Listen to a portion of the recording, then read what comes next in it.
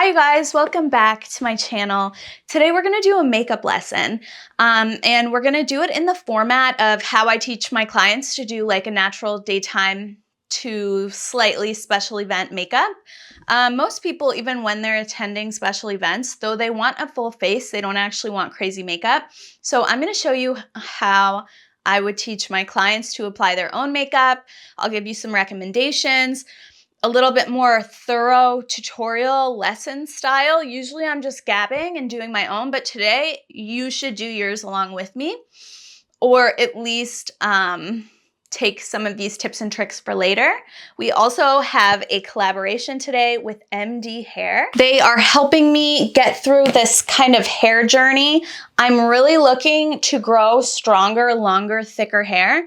So we will start with a little message from MD Hair, and then we'll jump into our makeup lesson. I have like their whole line that was recommended to me in the hair quiz. So I have the shampoo, the conditioner, my favorite part, the customized hair serum. I'll show you how I use this, and then also the customized hair health supplements. I usually take this in the morning and this at night. Let me show you the hair quiz right now so you can just see how it works. You go onto their website and you fill out a series of questions so that the MD hair professionals can tell you what your scalp is looking like and which treatment plan is best for you. My favorite part of this quiz was the scalp evaluation because I learned that I'm in stage 2 hair loss, which isn't the worst, but it's not ideal. Then from the picture that I submitted of my scalp and from the answers for my quiz, they were able to tell me about myself and advise a treatment plan. So these are all of the products that I've been using for the last 2 weeks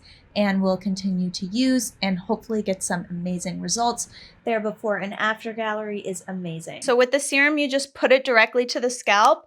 And I like to do this at night. I like it to really settle in my hair, and it really doesn't disrupt my hair routine too much. It's not too oily. It does have oils in it, but I don't find it makes my hair greasy. So you guys know I've been trying to grow out my hair for like forever, and I feel like it's been a really slow process. So I'm using these to grow out my hair, and like I said, this is my favorite part of the routine. If you're interested in checking them out, you do get 70% off your first month, and you can take your own hair quiz and scalp analysis to get a treatment plan. This is created by dermatologists and also backed by science. So I really do like this brand. And I also am just like loving that I can just add this to a smoothie, because oftentimes I will forget to take a pill. So having the cocktail of these is really, really helpful for me, because if I forget to take this, I know that I at least have this because I have a smoothie almost every single day. So like I said, if you'd like to check them out, you'll get 70% off your first month. Everything will be listed in the link below. Thanks MD Hair for sponsoring today's video. I'm really enjoying your products. Yay. Now, speaking of hair, I have my Doris extensions in. I want to be blonde really bad. So I put these extensions in to stop me, because these extensions make me feel okay about being somewhat of a brunette. And I really have the bug to go blonde right now, but I need to not do that. So I put these in to inspire me to grow my hair out thick and long. MD Hair is helping me and I'm helping me. So let's start our makeup lesson. In every single makeup lesson, I always go through my client's bag and make sure they have one of everything that they need. So I can create a list maybe and drop it below of things that ideally you should have if you're looking to get into doing your own makeup and just banging out a look. I'm going to teach you one go-to bronzy, soft makeup look that you can hopefully replicate yourself. So I always start with the eyes. And I recommend everybody use an eye primer. Sometimes you will see me not using an eye primer, but trust me, if I'm going to a wedding, special event, anything important, I will use an eye primer. Sometimes I just use concealer, but eye primer just really, really makes a big difference in eyeliner creasing.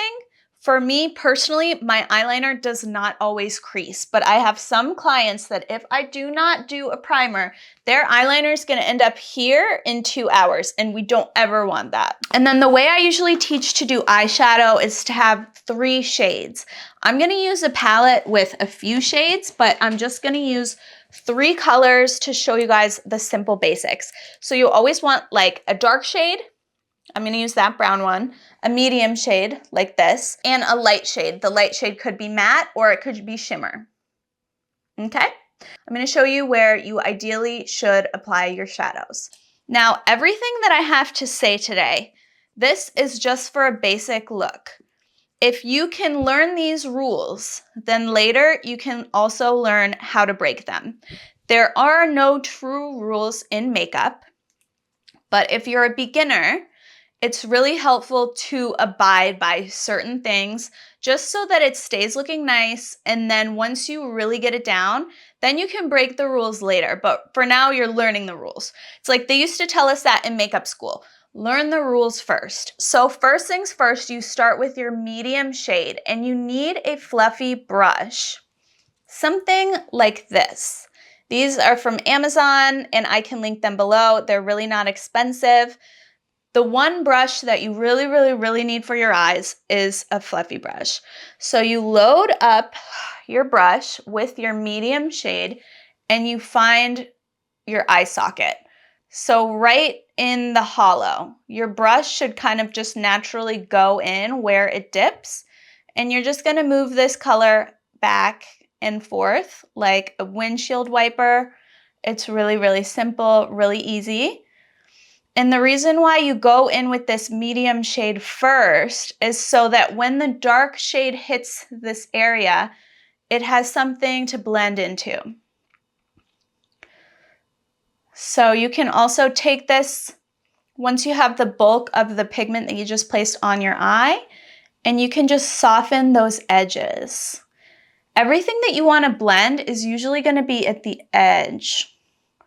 So like we don't really have to blend this because it's not where any of the makeup necessarily starts or stops. But over here, you want to blend it because it's supposed to fade out and be more of a gradient. And then you go ahead and do your other eye. Grab your middle shade. And you guys, your medium shade, it depends on your skin tone. So this is my medium shade. If your skin tone is this, then this darker brown might be your medium shade. It just depends on your skin tone. So let's do our other eye. You just swipe back and forth, and this brush is doing like all of the work for me. It's applying and it's blending at the same time, which is why it's really ideal to have a fluffy brush.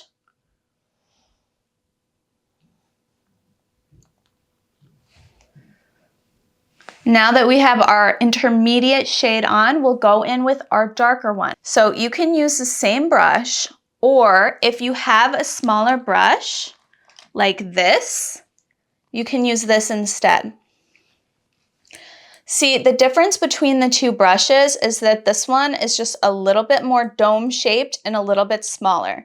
So if you have one, then that's great because it'll help you control where you put that depth. Ideally, if you have a smaller brush like this, then that would be perfect. I can link this one as well. So go ahead and dip into your brown shade.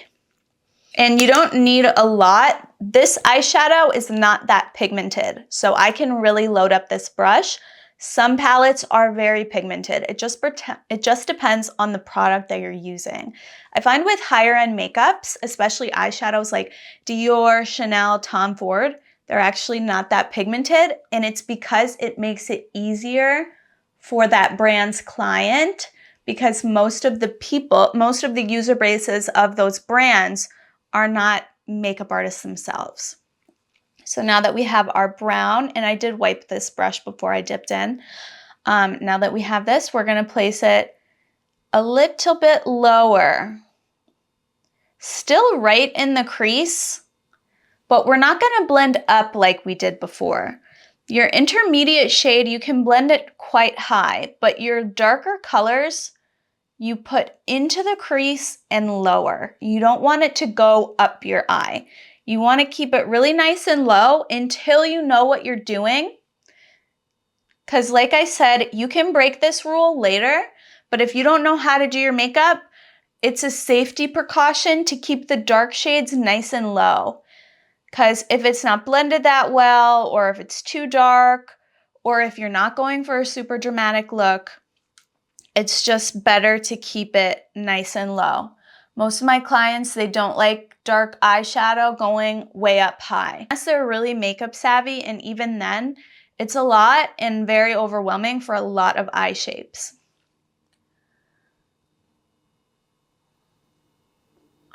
So you just go ahead in that same back and forth motion in the crease. And because this dome-shaped brush is smaller, it's helping us to not go too high. See, when your eye is open, the depth should be right in that crease. You should almost not really be able to see it. See how when I look straight, you just see the edge of that dark shade? That's the way that you want it to be, just to start.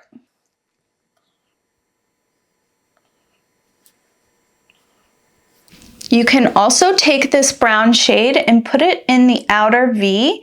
You can connect from here to here if you like that smoky look, if you like your outer 1/3 of your eye to be smokier.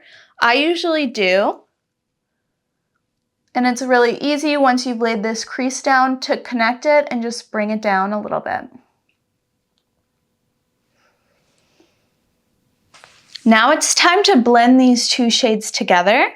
So we're going to take our first brush that still has a little bit of that light brown pigment, and we're going to softly diffuse those edges. We're just going right at the edge of where that dark brown is and swirling our brush really gently over those edges just to soften them up.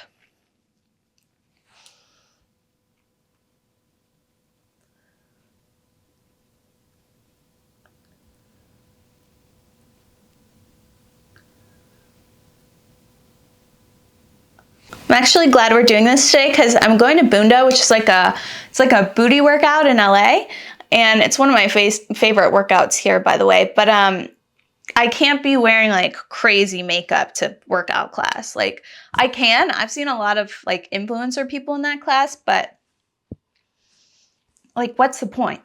I'm not going anywhere after. And sometimes I'm in like bright blue eyeshadow. I have to hurry up and take it off. So that blend looks pretty good. Let's just say you over blended and you feel like your dark eyeshadow isn't dark enough. You can go back in and just redefine that outer V or your crease if you want. I don't really mind when my shadow gets a little lighter because I'm pretty comfortable with like a natural look, but it's just all about what you like. Now we'll do our lid. So if you want to keep it simple, you can take your light shade, matte or shimmer, and you can just dot it on there. Or if you want to clean up some of this depth that got onto your eyelid and make the eye look a little bit wider, then you can do this little cut crease trick with me. So what I do is I take my concealer and I just put it kind of haphazardly, just right where my eyelid is. And then you want to find where your eye crease is. So you look up and your concealer will transfer to the top of that eye crease. And that's how far you need to go. See how it transferred? Then you can take a little brush and a little more concealer and you can just blend that out. Don't take it too far. Just do like the first half or the first third of your eyelid. It's really easy if you think about it in terms of thirds. Also, if this step is too much for you, you don't have to do it, but I do find that it makes the eye look quite a lot larger. For this part, also, you're going to want to use a flat, small brush because it's easier to get that definition on the eye.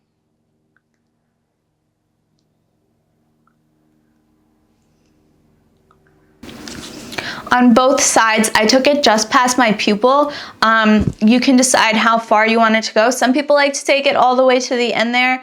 I like to just open up this part of the eye, and I like to lay matte shadow down first because I like to create a lot of structure with my eyeshadow looks.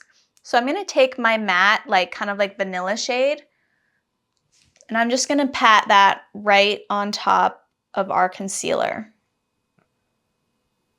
For this one, you're gonna want it to be like a skin tone shade or a little bit lighter.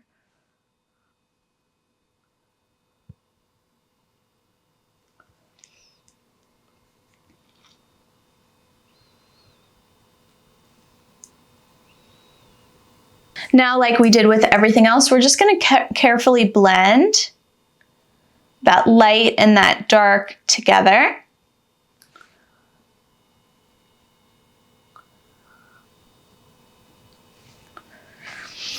And lately I've been getting a lot of requests from clients for a more matte eye. So I'm gonna show you where I would add shimmer on a matte eye. So I would keep the lid matte, but I would take one of these shimmery colors and I would place it right below the brow bone and also right into the inner corner. This way you get this brightness and it opens up the eye without being so glitzy. This is also a little bit more modern looking than your like traditional eye makeup look, because I find that matte has become really, really popularized, and this whole like warm matte nude eye with shimmer here and here has become really big and trending lately. Now for your eyeliner, I find that this is the hardest part for my clients to grasp. So I would actually start with a shadow line and then do the liquid liner after. So as a first step, you grab your shadow palette and you pick out that dark brown that you put into your crease. You can also use black if brown isn't enough for you, if you have a deeper complexion, or if it's just what you prefer. Ideally for this part, you would want to work with a flat or angled brush. I'm going to use a little eyebrow brush, and I'm just going to dip it into my brown shadow, and I'm just going to trace my natural lash line with this.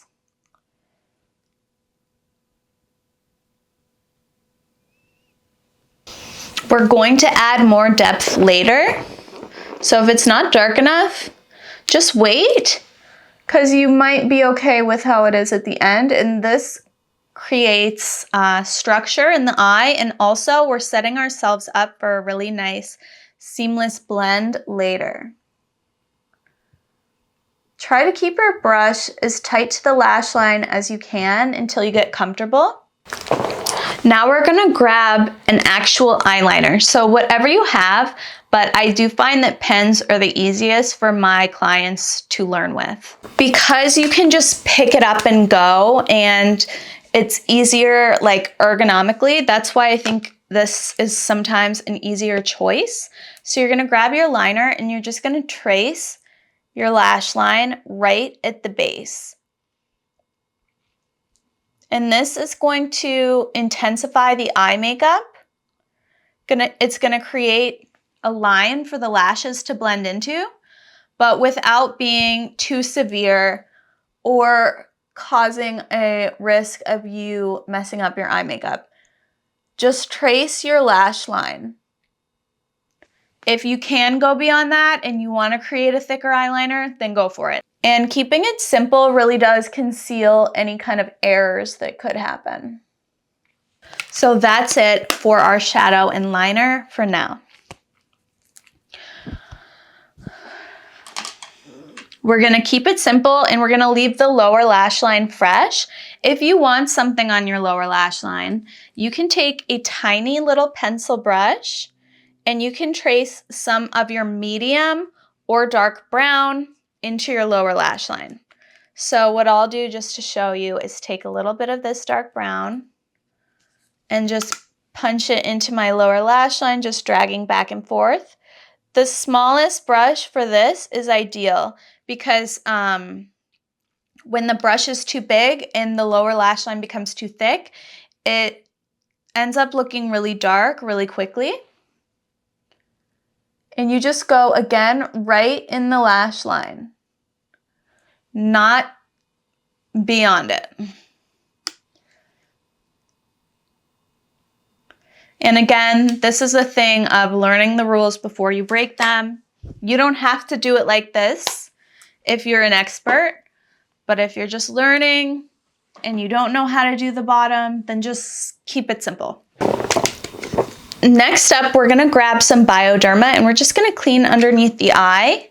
You always wanna do this. You don't wanna leave the fallout and just cover it up with concealer because it will resurface throughout your day and it will turn your concealer kind of a muddy color, so don't skip this step. And then you add mascara. I already have mascara on and I have like no eyelashes right now because the extensions really did a number on them. So I'm gonna skip that step. But for lashes, I really recommend lash trios. I did a class where I taught everybody how to apply lash trios, and 5 out of 6 girls pretty much became experts and it looked really, really good. So these seem very daunting, but it's not. It's actually easier than a strip because sometimes the strips get wonky and they flip up halfway through the day and then you're screwed. See, these, if you have an event, they're not gonna flip up. So what you wanna do is grab a little bit of glue on the back of your hand. Usually I like Duo, but my Duo, I lost the cap and it's clogged, basically. So we're gonna use this one that I got as a sample. For lashes, usually I start with medium and then move into short as we get throughout the eye. I only have a few short ones, so I'm gonna also be using extra short. But these are the 2 most common lengths. This is gonna be really long if you have really short lashes. So if you have really tiny lashes, maybe start with short and extra short. So how you're gonna do this is you're going to, and I'm gonna get closer to show you this part. So you're gonna grab your lash with your tweezer and always use tweezers, okay? Always. You pick up one at a time and then you drag it through your glue. You dry it for a second and then you pop it on the edge of your lashes, right over the last few lashes. Sorry, I know it's a little dark over here. And then you're gonna repeat that process. So I'm gonna show you with the first eye right up close, and then I'm gonna move back for the other eye because I'm away from all my lights. And light is so important with makeup. But you're gonna put them as close to each other as possible. You want an even flow. And I usually do about 3 to 4 mediums, and then I change into short.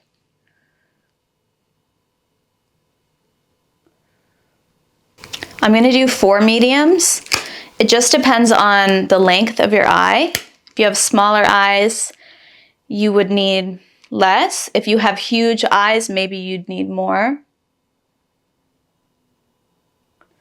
See, we're just gonna stamp that in. And now, right here, I'm gonna switch these to short. Like I said, I only have 4 short lashes left, but I think I can get away with doing 2 and 2. Same process. You just stamp them on as close to each other as possible. I'm also gonna put a single because some of these trios broke apart. And you wanna stop applying your lashes kind of where your natural fullness ends. So I don't have eyelashes in here, so I'm not gonna bring the lash in. So this is the first eye. It's not perfect because those shorts were kind of scraggly, but looks pretty good to me.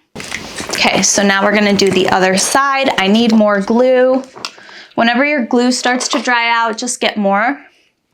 And also, if your lash isn't dropping onto your eyelid and it's stuck to your tweezers, wipe your tweezers down really good.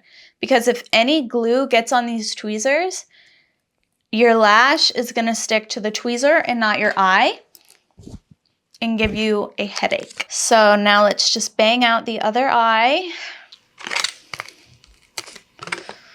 Do 4 of these mediums. And keep your eye open while you do it so that you can see your placement.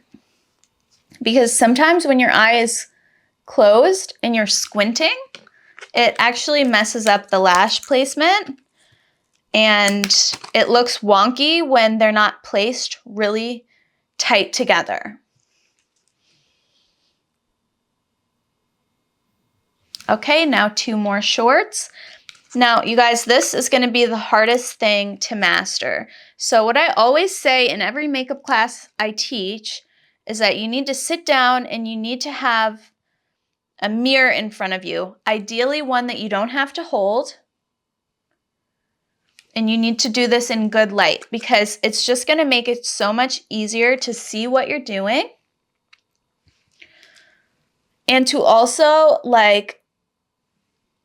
set yourself up for success because it's not easy learning to do your own makeup, especially with the lashes and everything. I think the lashes are the hardest bit. But if you can learn this, then you can go to anybody's wedding without feeling like you need to go get your makeup done. So this is our eye look. Next, we're going to go into skin.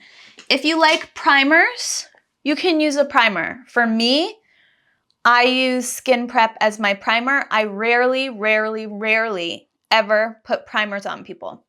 Unless you are very, very oily, then I'll spray you with Skindinavia Oil Control Spray first. I'll link it and also put an image of it here. I'll spray you with this and that will be your primer. But ideally, you should wash your face and hydrate it. If you want to wear SPF, do that too. That is more than enough. If you do your skincare and then you do SPF and then you put a primer, sometimes the makeup will just roll off the face. Like if I did all that with this foundation, it would roll right off because this is a silicone base, and silicone layering over silicone, which is in a lot of skincare, it causes products to roll and to pill and to look like dry, flaky skin. So honestly, just hydrate. That's it. I'm going to use this foundation because I really like this foundation. It's discontinued packaging, but the original or the next version is very similar. This is a Makeup Forever HD. I'll tag the new one. It looks different. It's in glass now, but it's the same product essentially. These are my favorite sponges for applying foundation, and these are very inexpensive. I think I paid under $9 for 6 of these. I keep these stocked. I bought 4 packs the other day because they're just the best. And then you can replace your blender when it's gross. I'm not gonna put a time on it, but you need to change it when it's gross. And you can just stamp. Oh, I think this foundation's almost bad because it doesn't smell good. I've probably had it for too long. You can just stamp your foundation on and your blender will do all the work for you, especially if you're using a fuller coverage.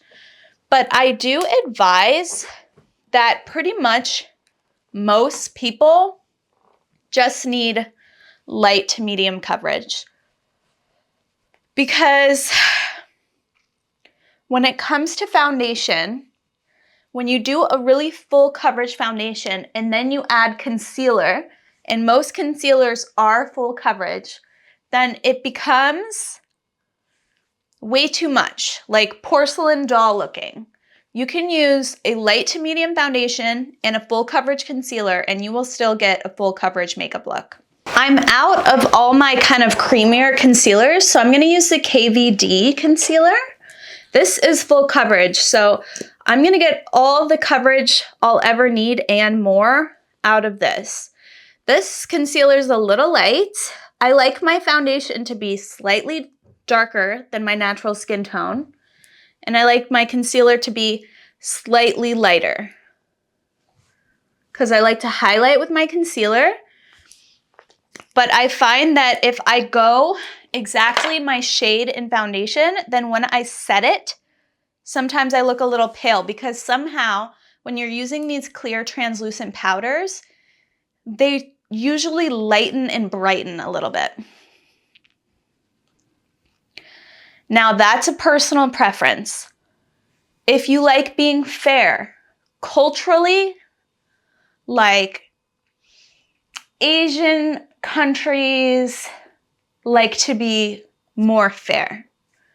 Western countries tend to like to be a little bit more bronzy. It's just personal preference, and this is my personal preference with how I would match most clients in LA. In LA, people also like to be bronzy, and I like to be bronzy. So that's my opinion, and you don't have to follow it. You can find makeup products like your foundation, it can match exactly, and that's amazing too.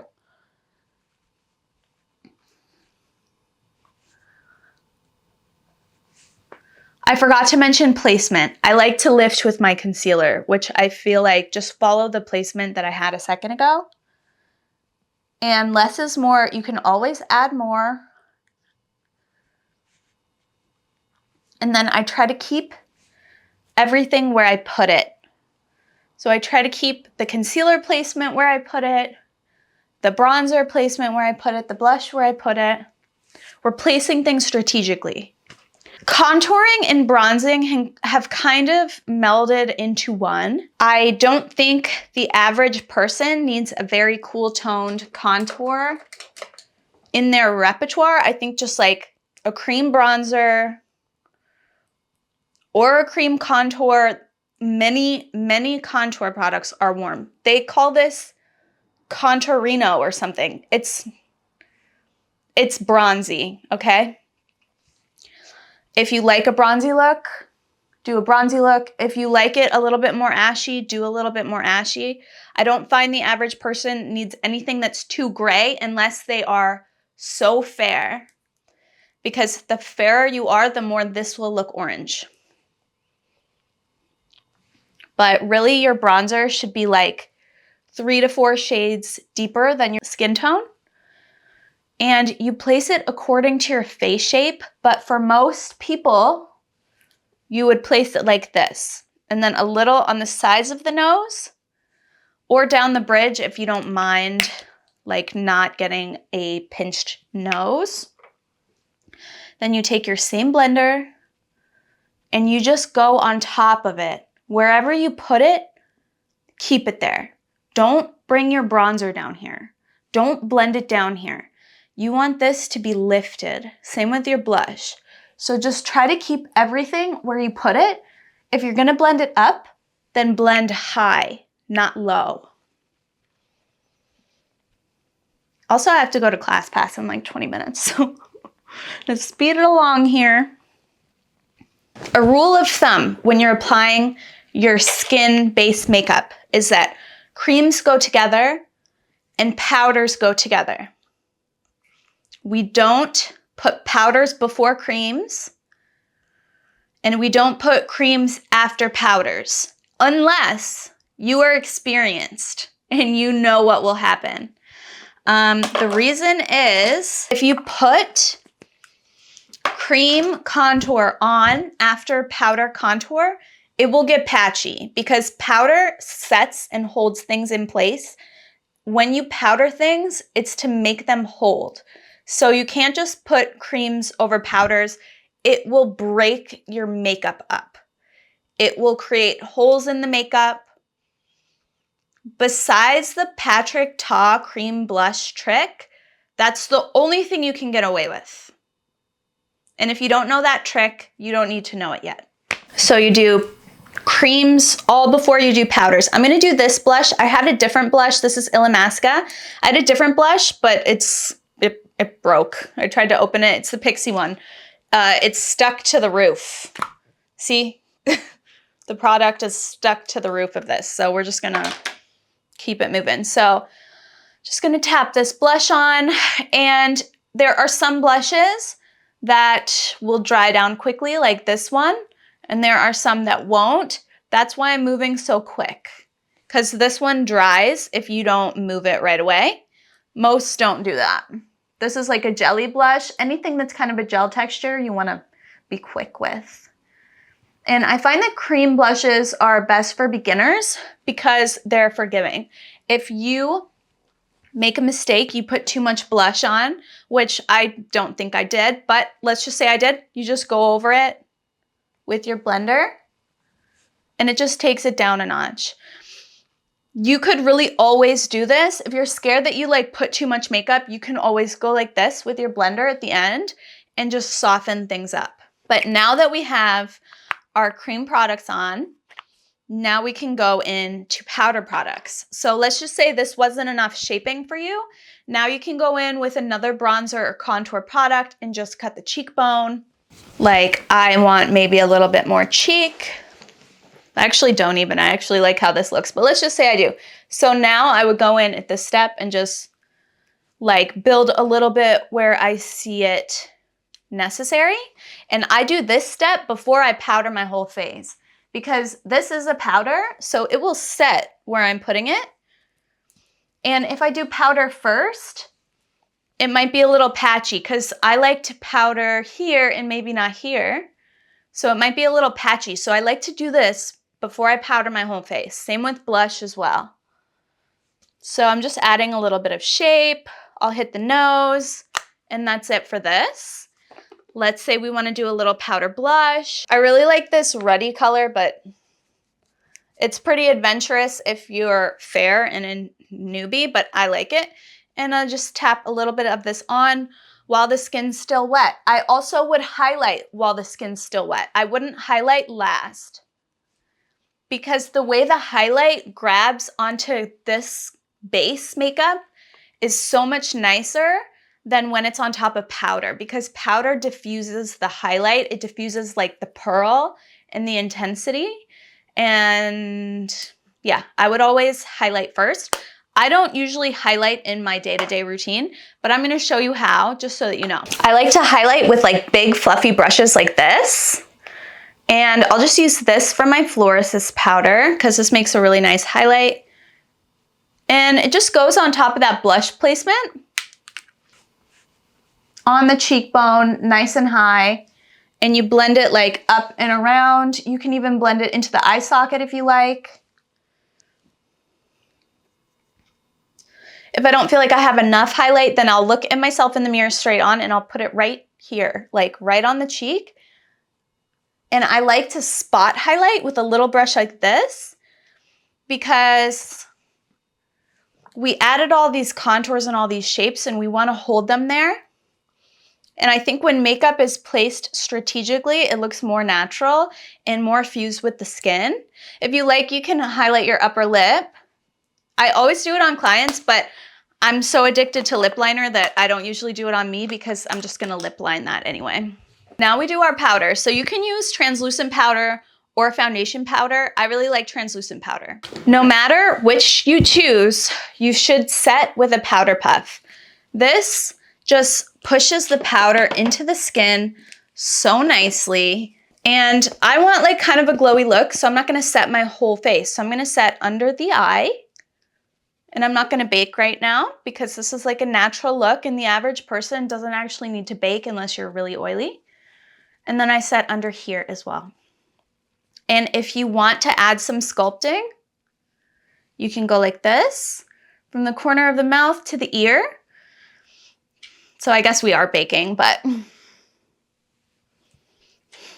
And then set this. And then whatever is remaining on my puff, I'll bring it around the face. Don't set too much of your highlighted area because you place that highlight for a reason. If you go over it with powder, it's okay to go back over it and intensify the highlight, but try to leave it alone. And then after some time, you just diffuse this again with your puff. Something about the powder puff just pushes the powder into the skin in the nicest, most natural way, because I know I've had clients who are like, I hate powder. But I think if you powder properly, there's no reason to hate it. There's actually a lot of reason to love powder because it holds the makeup on your face for a really long time. Now we'll finish with lips. Just lip liner, lipstick.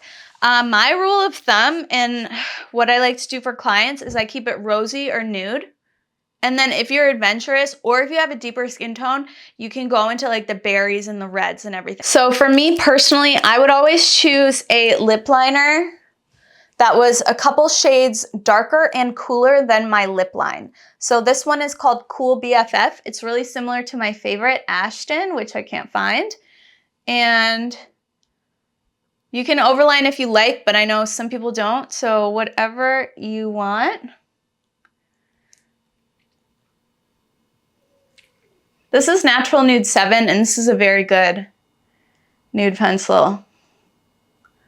But I'm always hesitant to shout them out because they've said some weird stuff to me.